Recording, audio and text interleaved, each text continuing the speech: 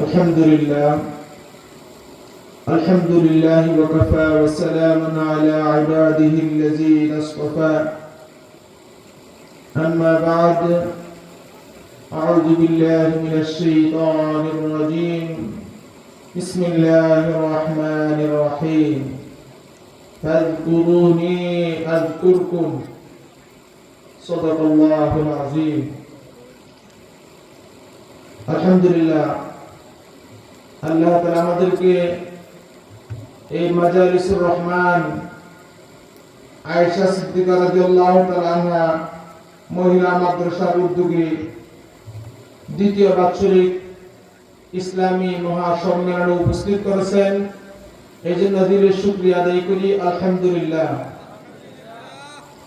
যারা বিরক্ত হয়েছেন কথা বলবেন না, মুখ বন্ধ রাখবেন, কিন্তু পরিবেশ নষ্ট করবেন না। কথা বলেন ঠিক না ঠিক? আর এই যারা এই মজলিসে আসার পরে খুশি তারা বলেন আলহামদুলিল্লাহ।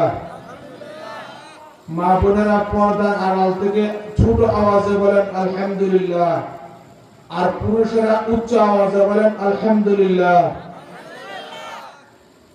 লা ইন শাকারতুম লা আযীদান্নাকুম। আল্লাহ বলে যে আমার নিয়ামতের শুকরিয়া আদায় করে আমি আল্লাহ তার নিয়ামতকে বাড়াইয়া দেই। সুবহানাল্লাহ। ভাই ওয়াজ করবেন আজকে সবার আলোচক বক্তা যারা ওনারা। আমি একটা অযোগ্য সভাপতি, তারপরেও আপনারা আমাকে এই জায়গায় বসানোর ব্যাপারে মাশওয়ারা দিয়েছেন, আল্লাহর ফয়সালা হয়েছে, এই জন্য বসছি। এই জন্য আল্লাহ তাআলার শুকরিয়া আদায় করি আলহামদুলিল্লাহ। আপনাদের কৃতজ্ঞতা প্রকাশ করি। আল্লাহ যেন আপনাদেরকে জাযায়ে খায়ের দান করে, বলেন আমিন। এই মাহফিল কমিটিকে যেন আল্লাহ তাআলা জাযায়ে খায়ের দান করে, বলেন আমিন। বিশেষ করে হাফেজ ফখরুল ইসলাম আমার ছোট ভাই, আল্লাহ তাআলা যেন তাকে জাযায়ে খায়ের দান করে, বলেন আমিন। তার মায়ের কবরকে যেন আল্লাহ জান্নাতের বাগান বানায় দেয়, আওয়াজ করে বলেন আমিন। তার মার কবরকে যেন আল্লাহ জান্নাতের বাগান বানায় দেয়, বলেন আমিন।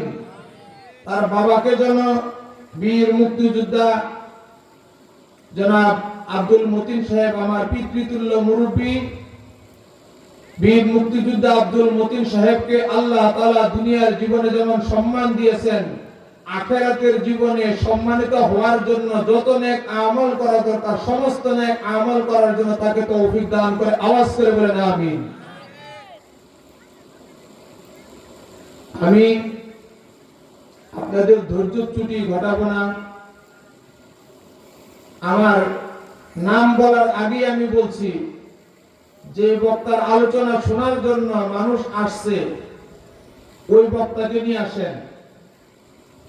কাজেই অনেক ব্যক্তি আছে আমার চেহারা দেখলে যদি উঠে পড়ে, তো বক্তার চেহারা দিকে থাকে না, সমস্যা নাই, বক্তা আছে।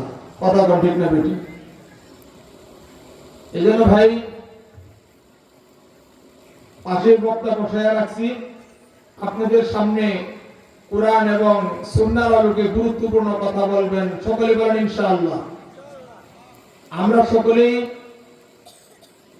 উলামা হযরতের জবান থেকে কোরআন এবং সুন্নাহর আলোচনা শুনব। সকলে বলি ইনশাআল্লাহ। সকলে বলেন ইনশাআল্লাহ।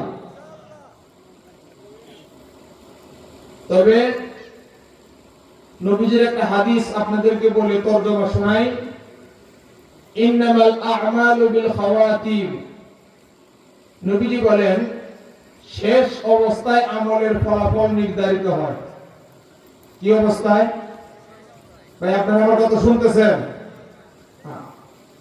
আপনারা তো আমারে চিনেন। আপনাদের এলাকাতে 10 বছর যাবত আল্লাহ তাআলা আমারে নিয়ে আসছে। আর রাগ ডাক্তার কোনো কথা নাই, আমি জেলও কাটছি। কথা কোন ঠিক না বেটি? আপনারা জানেন না? জানেন না? আমি জেলও কাটছি, কাটি নাই? আমি জেলও কাটছি। এখন মোটামুটি এই এলাকার জন্য আমি একটা ভাইরাল ব্যক্তি। ভাইরাল বক্তা না, ভাইরাল ব্যক্তি। উল্টাটা বুঝেন না, ভাইরাল বক্তা না, ভাইরাল ব্যক্তি। তো হকের কথা বলতে যায় আমাকে জেল খাটতে হয়েছে, কথা বলেন ঠিক না বেটি?